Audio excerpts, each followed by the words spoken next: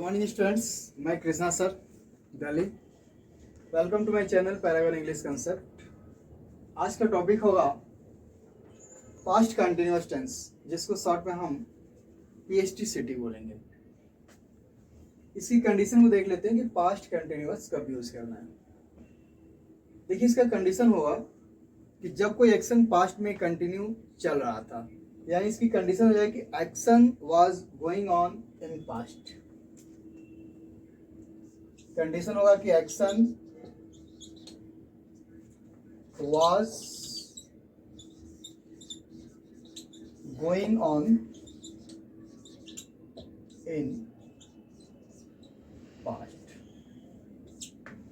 यानी जब कोई एक्शन पास्ट में कंटिन्यू चल रहा था तो हम यूज करेंगे। इसका पैटर्न क्या होगा ये जान लेते हैं हम। सबसे पहले हम सब्जेक्ट लिखेंगे, उसके बाद was या वर यूज करेंगे, देन वर्ब की फोर्थ फॉर्म होगा I mean V1 plus ING, then आपका ऑब्जेक्ट होगा, उसके बाद रिमेनिंग वर्ड्स आर वर्ड्स होंगे। अब क्वेश्चन है कि पास्ट कंटिन्यूअस को हम कैसे पहचानेंगे, तो ये जान लेते हैं।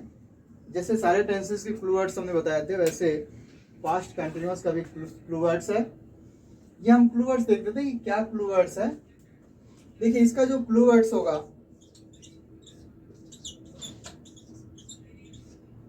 एक तो देन होगा, एक वेन होगा और एक वाइल होगा।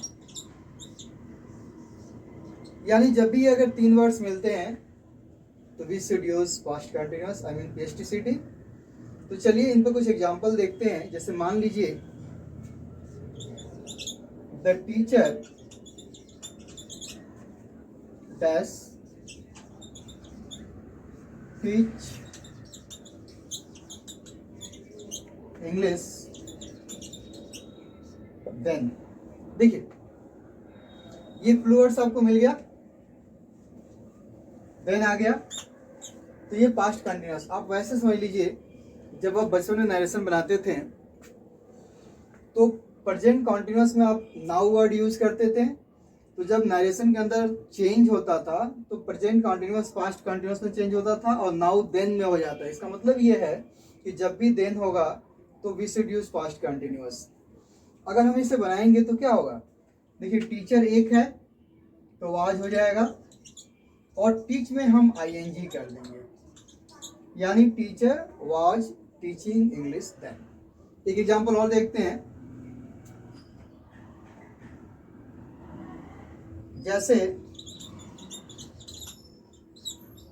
when I saw him he dash fly a kite।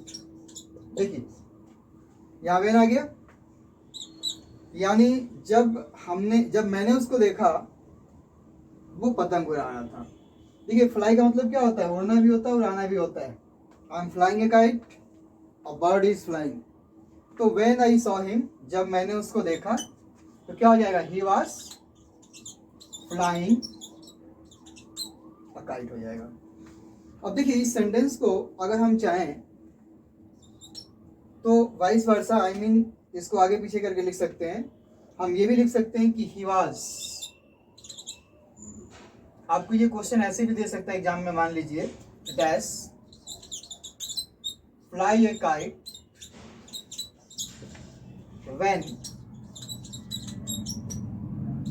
when I saw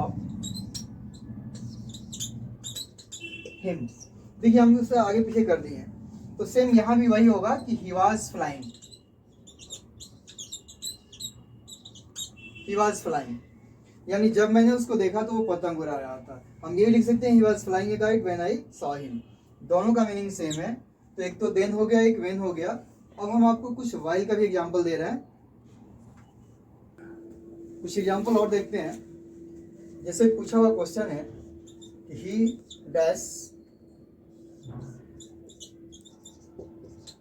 sprained his ankle when he does play football। देखिए when यहां बाद में कर दिया, इसी क्वेश्चन को ऐसे भी दे सकता है कि when he does play football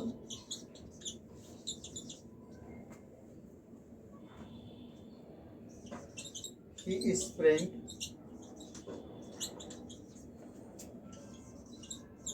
his ankle। Same meaning है। एक वाइल है, जैसे while I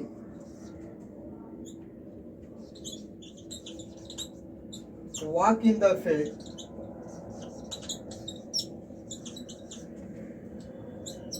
I saw a scorpion।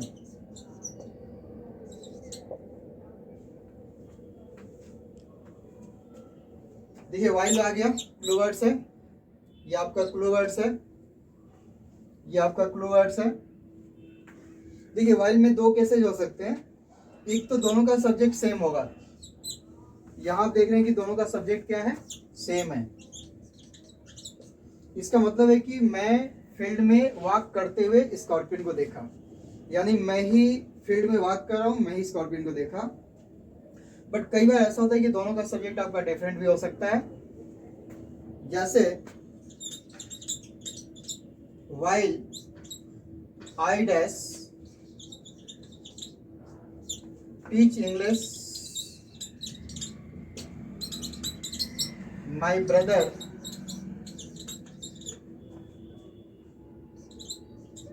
was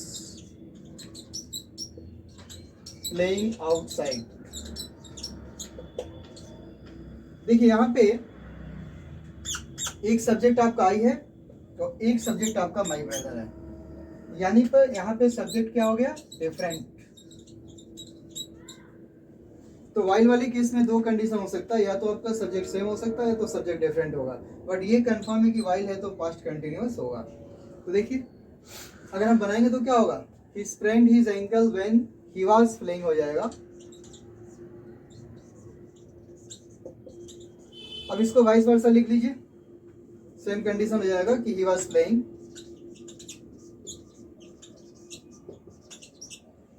अब देखिए अगर वाइल हम यूज करते हैं और दोनों का सब्जेक्ट सेम हो तो वाइल वाले सेंटेंस के साथ पास्ट कंटिन्यूअस होगा, यानी हम लिख सकते हैं कि वाइल आई वाज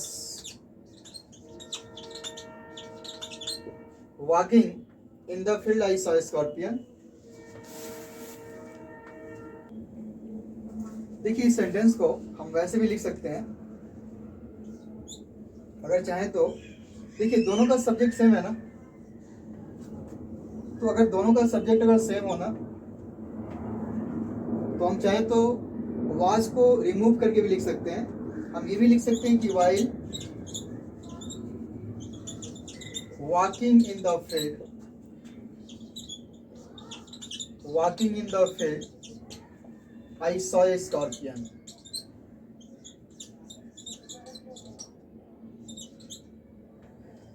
यानी अगर दोनों का सब्जेक्ट अगर सेम हो तो सब्जेक्ट प्लस हेल्पिंग वर्ब को हटा के भी लिख सकते हैं, और इसको हम वाइस वर्सा भी लिख सकते हैं, I saw a scorpion while I was walking in the field.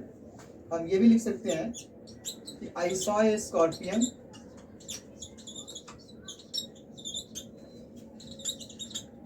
While I was walking in the field.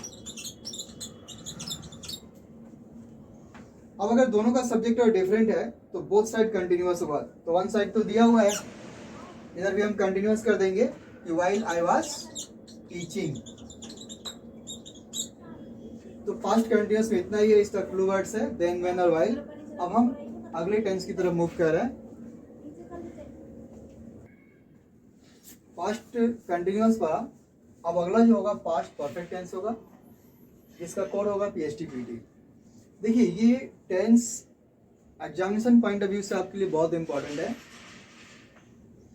और यहाँ से बहुत सारे क्वेश्चंस आपके एग्जाम में आते हैं। और ये थोड़ा सा यूनिक भी है, ठीक है। जैसे मैं आपको एक सेंटेंस बोलूं, हिंदी का एग्जांपल दे रहा हूं, आपको बेटर समझ में आएगा कि मैं वहां जा चुका था। तो जनरली बच्चों का एक ट्रेंड है, वो इंग्लिश बनाते हैं कि आई हैड गॉन देयर। तो I had gone there it's wrong competitive point of view से, क्योंकि पास्ट परफेक्ट टेंस में सिंगल सेंटेंस का ट्रांसलेशन नहीं होता है। यानी पास्ट परफेक्ट टेंस हम जब यूज करते हैं जब दो एक्शन होंगे और दोनों ऑलरेडी पास्ट में हो चुके होंगे।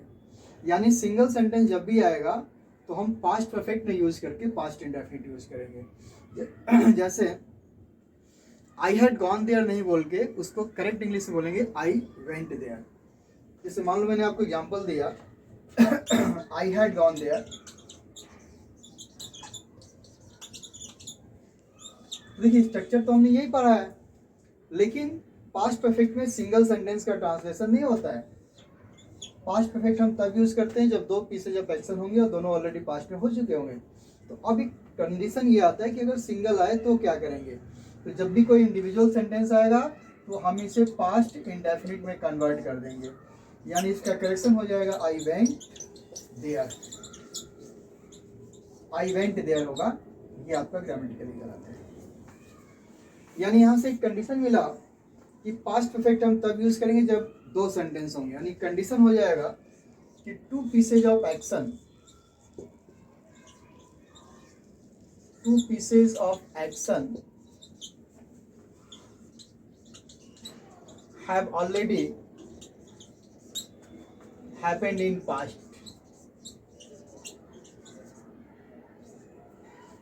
happened in past।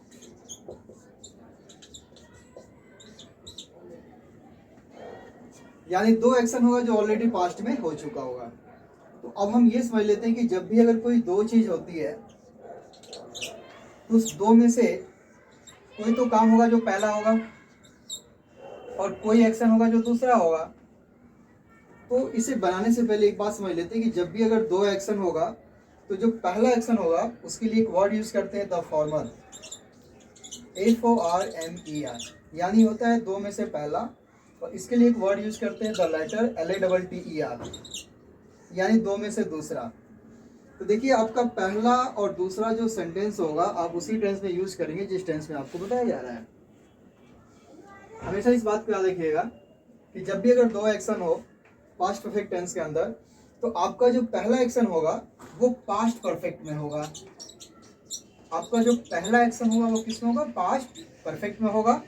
यानी इसका पैटर्न हो जाएगा, सबसे पहले हम क्या लिखेंगे, subject had V3 then object plus remaining words.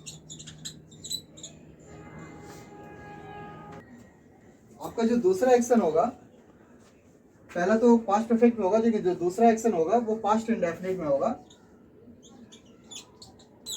Past indefinite. यानी ये हो जाएगा सब्जेक्ट प्लस वर्ब की second form then object plus remaining words. तो देखिए ये चीज आपका क्लियर हो गया कि जब भी दो एक्शन होगा तो उसमें जो पहला काम होगा पास्ट परफेक्ट और जो दूसरा काम होगा वो पास्ट इंडेफिनिट। ये फिक्स है, आपको ये फॉलो करना पड़ेगा। अब चाहे पहला एक्शन आगे आए पीछे आए ये मतलब नहीं है, अगर वो पहला एक्शन है तो पास्ट परफेक्ट होगा और दूसरा एक्शन तो पास्ट इंडेफिनिट। तो चलिए अब हम कुछ एग्जाम्पल की तरफ मूव करते हैं। चलिए कुछ एग्जाम्पल देखते हैं। जैसे मैं आपको एक सिंपल सा एग्जाम्पल दे रहा हूँ। जैसे मैं बोलूँ कि मेरी टेलीविज़न स्विच ऑन करने के पहले पिक्चर शुरू हो चुका था। देखिए यहाँ दो एक्शन है, हमने टेलीविज़न को स्विच ऑन किया उसके बाद तो पता चला ना पिक्चर स्टार्ट हो चुका था। लेकिन हम ये भी कह सकते हैं कि मेरे टेलीविज़न स्विच ऑन करने के बाद पिक्चर शुरू हुआ। तो मैं आपको दोनों केसेज आपको बताऊंगा। पहले हम बिफोर वाला केस देख लेते हैं। इसमें हम दो कंजंक्शन यूज करते हैं, एक तो बिफोर यूज करते हैं। बिफोर का मतलब पहले हो गया। तो जब भी आप बिफोर यूज करेंगे ना तो बिफोर से पहले आपका पहला एक्शन होगा। बिफोर के पहले क्या होगा, आपका फर्स्ट एक्शन होगा। फर्स्ट का मतलब हो गया कि पास्ट परफेक्ट, फर्स्ट का मतलब हो गया पास्ट परफेक्ट, यानी subject had V3 then object plus remaining words. और बिफोर के बाद जो यूज करेंगे वो दूसरा एक्शन होगा, LATTR लेटर, ये हो जाएगा आपका पास्ट इंडेफिनिट, पास्ट इंडेफिनिट, यानी ये हो जाएगा सब्जेक्ट प्लस वर्ब की second form then object plus आपका रिमेनिंग वर्ड्स। तो जब भी हम बिफोर वर्ड यूज करेंगे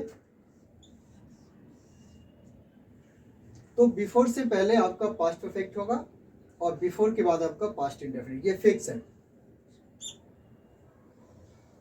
तो अगर मैं आपको बताऊं, अब एग्जाम में क्या कर सकते हैं कि बिफोर के बदले आप दो वर्ड्स चाहें तो यूज कर सकते हैं, जो आज के लिए हो जाता है, दो वर्ड्स यूज कर सकते हैं।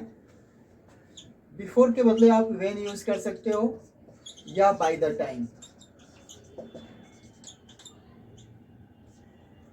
यानी बिफोर के बदले हम दो वर्ड यूज कर सकते हैं, व्हेन या बाय द टाइम, या तो व्हेन यूज करेंगे या बाय द टाइम यूज करेंगे। जैसे मैं बोलूं कि मेरे टीवी स्विच ऑन करने से पहले पिक्चर शुरू हो चुका था, तो देखिए यहाँ पहला काम क्या है कि पिक्चर शुरू हो चुका था। तो जब हम इसकी इंग्लिश बनाएंगे तो क्या बनेगा, the movie had started before. अगर आपको बिफोर नहीं अच्छा लगता है तो व्हेन लिख लीजिए, ये भी अच्छा नहीं लगता है तो बाय द टाइम लिख लीजिए। क्योंकि ये तीनों एग्जाम में आते हैं इसलिए मैंने आपको बता दिया। The movie had started before I switched on television. देखिए कोई भी इलेक्ट्रिक चीजें है, अगर स्टार्ट करना है उसके लिए एक वर्ड यूज करते हैं स्विच ऑन, तो आपका ये सेकेंड फॉर्म हो जाएगा switched on and this is past perfect. तो देखिए जब भी हम बिफोर यूज करेंगे तो पहले आपका पास्ट परफेक्ट होगा, बिफोर के बाद पास्ट इंडेफिनिट। अगर आपको बिफोर अच्छा नहीं लग रहा है तो एक वर्ड यूज कर सकते हैं व्हेन, और नहीं तो बाय द टाइम, क्योंकि तीनों वर्ड आपके एग्जाम में आते हैं। अब इस सेंटेंस को आप चाहें तो आगे पीछे करके लिख सकते हैं। हम ये भी लिख सकते हैं, बिफोर से स्टार्ट कर सकते हैं, before I switched on television the movie had started, the movie had started. अब हमने बताया था कि बिफोर इक्वल टू क्या लिख सकते हैं, या तो व्हेन लिख लीजिए या फिर बाय द टाइम लिख लीजिए। देखिए इस तीनों का मतलब सेम है। तो जब भी हम बिफोर यूज करेंगे पहले आपका पास्ट परफेक्ट होगा, बाद में पास्ट इंडेफिनिट। आप अगर चाहें तो ऐसे याद कर सकते हैं कि पास्ट परफेक्ट आपका ये 7 नंबर टेंस है और ये आपका 5 नंबर टेंस है। तो अगर आप चाहें तो आप ऐसे याद कर सकते हैं 7 बिफोर 5। 7 बिफोर 5 का मतलब है कि जब भी हम बिफोर वर्ड यूज करेंगे उसके पहले 7 नंबर टेंस होगा, बाद में 5 नंबर। या तो हम इसे ऐसे कर सकते हैं कि बिफोर 5, 7। अब बिफोर इक्वल टू क्या है, दो वर्ड है, या तो व्हेन लिखना है या तो बाय द टाइम, ये मर्जी आपकी है। बाकी इस पैटर्न पे क्वेश्चन आते हैं, ठीक है। जैसे मैं बोलूं कि मेरे फादर के आने से पहले मैं होमवर्क कर चुका था। देखिए पहला काम है कि मैं होमवर्क कर चुका था, तो I had completed my homework before my father came, या व्हेन माई फादर केम, या by the time my father came. हम उसको आगे भी करके लिख सकते हैं कि by the time my father came I had completed my homework. अभी हमने बिफोर डिस्कस किया, अब हम आफ्टर डिस्कस कर लेते हैं। अभी हमने आप एक फार्मूला बताया था, जैसे अभी हमने बताया था 7 बिफोर 5। देखिए टोटल 12 टेंसेज होते हैं, तो 7 नंबर आपका पास्ट परफेक्ट टेंस होता है और 5 नंबर इंडेफिनिट। बताया था कि बिफोर से पहले 7 होगा, बाद में 5 होगा। अब आफ्टर के साथ क्या करना है कि जब भी आप आफ्टर यूज करेंगे ना, तो इस सिस्टम को 180 डिग्री पर घुमा देंगे। सिचुएशन क्या हो जाएगा, नॉर्मली हो जाएगा 5 आफ्टर 7, यानी पास्ट इंडेफिनिट पहले हो जाएगा, पास्ट इंडेफिनिट पहले और पास्ट परफेक्ट बाद में हो जाएगा। यानी आपका ये पहला काम होगा और ये आपका दूसरा काम होगा। आफ्टर जब भी लिखते हैं तो पहला काम बाद में आता है और दूसरा काम पहले आता है, लेकिन जब बिफोर लिखते हैं तो पहला काम पहले आता है और दूसरा काम बाद में आता है। अगर मैं बोलूं कि मेरे टीवी स्विच ऑन करने के बाद पिक्चर शुरू हुआ, यानी हमने टीवी को स्विच ऑन किया उसके बाद ही चला कि पिक्चर शुरू हुआ, तो स्विच ऑन करने के बाद पिक्चर शुरू हुआ तो पहला काम है कि मैंने टीवी को स्विच ऑन किया है और पिक्चर बाद में शुरू हुआ। तो देखो पहला काम है कि टीवी को स्विच ऑन करना, वो बाद में चला जाएगा, और मूवी स्टार्ट हुआ वो पहले आ जाएगा। तो जब इंग्लिश बनाएंगे तो क्या होगा, the movie started,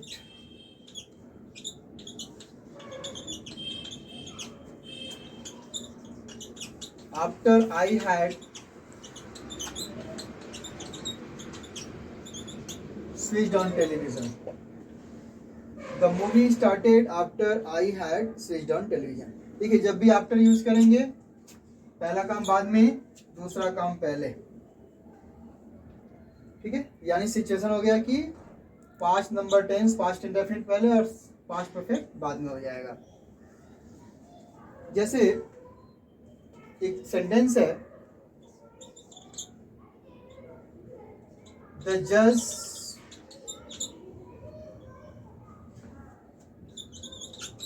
convicted him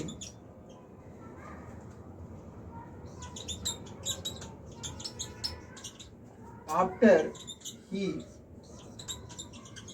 heard the case।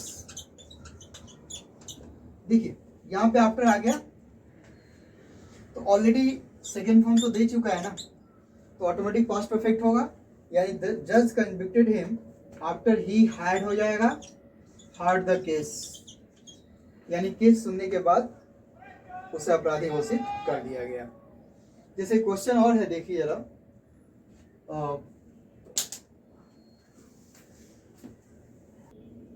जैसे कि एग्जांपल दे रहा हूं आपको कि माय फ्रेंड